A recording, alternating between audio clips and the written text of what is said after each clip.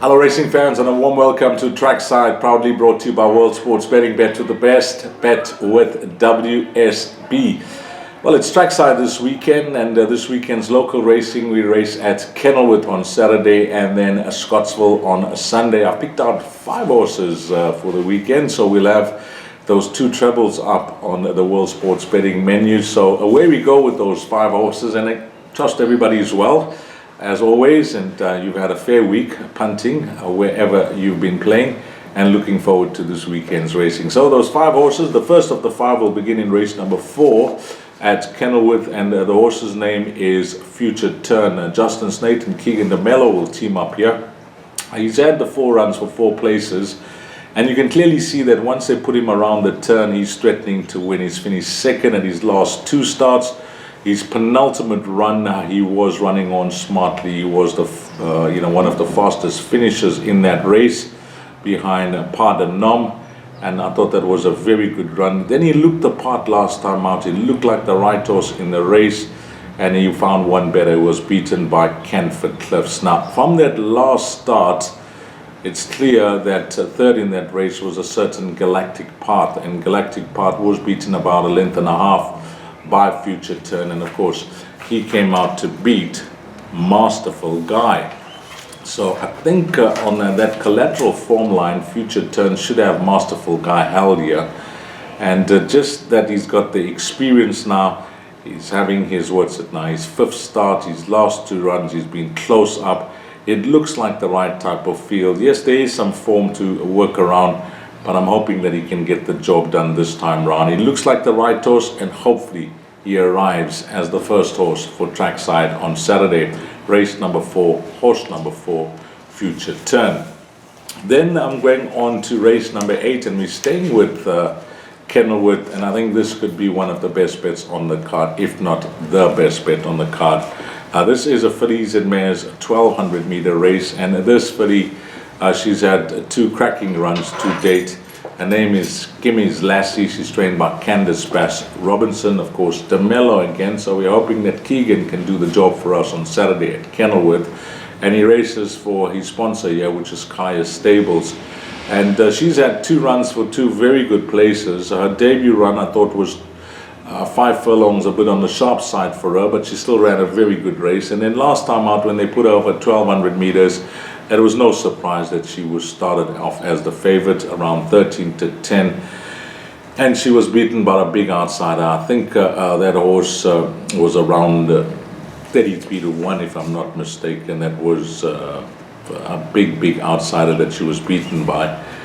And when I looked at the opposition that she takes on here, with all due respect, I don't think she's going to get an easier chance to crack it right. She looks like the right filly. She has the right profile. She's coming along the right way. There'll be no excuses this time around. She's having a 3rd run. She's had 2 runs down the lane. They're keeping her over 1200 meters. Keegan, who partnered her on debut, he didn't partner her last time out. I would have assessed the opposition, and I think he would have made this one of his better rides on the day, because she definitely looks the part in this field, and I just think she's going from strength to strength and ready to crack that maiden. So race 8, number 4, Gimmy's Lassie.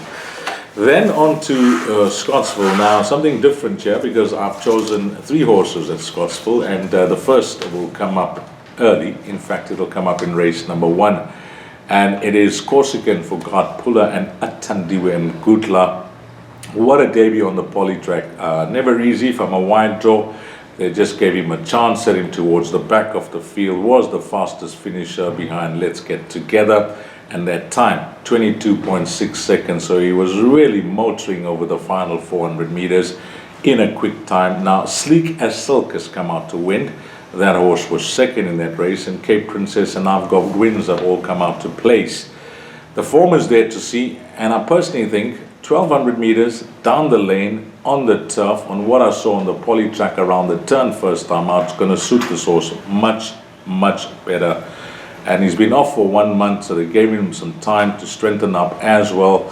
And hopefully he's come on nicely, because it looks like the right type of field for him to crack the maiden. And I think he'll be the rightful favorite in the race, number 5, Corsica.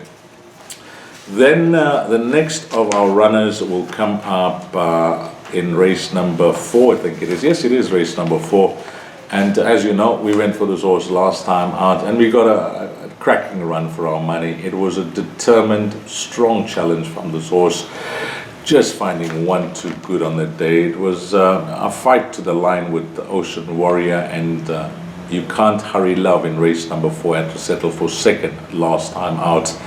But he's threatening to win. Yes, he hasn't won for a long time, so whilst we may say he's low in confidence in the win department, well, he's threatening to win. His form is clear to see. And just have a look at the average rating column. He's been racing against much higher 102s, 94s, 92s, you know, just some of them. His last start actually was a 99. What's the average rating of this field, you may ask? Well, the average rating of this field compared to last time out, this is a 93. So I think Fabien Habib has found the right type of feel for him.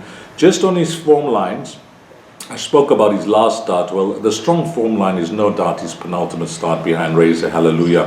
That's a super form line. Razor Hallelujah winning, Jamala winning, and Twin Turbo for Fabien Habib winning from that form line again. So he comes with some really strong Gauteng form lines here. You Can't Hurry Love, and hopefully he can finally get it right for the connections, because Fabien has taken the plunge to travel him down to Scottsville on Sunday, and he gets the services of Samanga Kumala. Has Samanga won on him before, you may ask? Yes, he has. He's ridden him 6 times for 2 wins, so maybe he's the right man for the job. And then one more runner who I think is going to be at a very decent price. Now this horse I think will be at good odds for you. Race 7, number 9, Arctic Tune. Now what's this? This is a merit rated 82 handicap where the average rating is 77. Now look at Arctic Tune's where they've positioned this horse, his recent starts. Ratings, average ratings he's faced 91, 87, 96, 83, much higher than what he meets here. The average rating of 77. He's been running in B and A division. He actually ran in the KZN Breeders' Mile as well. So this is a drop down to a C division class, a rated 77. And when he last won a race, a rated 82. When he last won a race, if you go 4 starts back, it was in C division class where he carried 59.5 kgs, and he won very well that day, carrying 59.5 as I mentioned. So this is the type of field that he won in when he won 4 starts back. And whilst they've been racing him against stronger of late, I think it's about time. He's up in weight. You can clearly see last 2 starts 53 kgs, now 60 kgs, and that's all because he's been racing against stronger, and now it's weaker company. So he's up in class, down in class, but up in weight here. And he's threatening to win. He hasn't been disgraced against some very useful sorts, the likes of Nexus, Silver Falcon, Master of Destiny, all very good runs.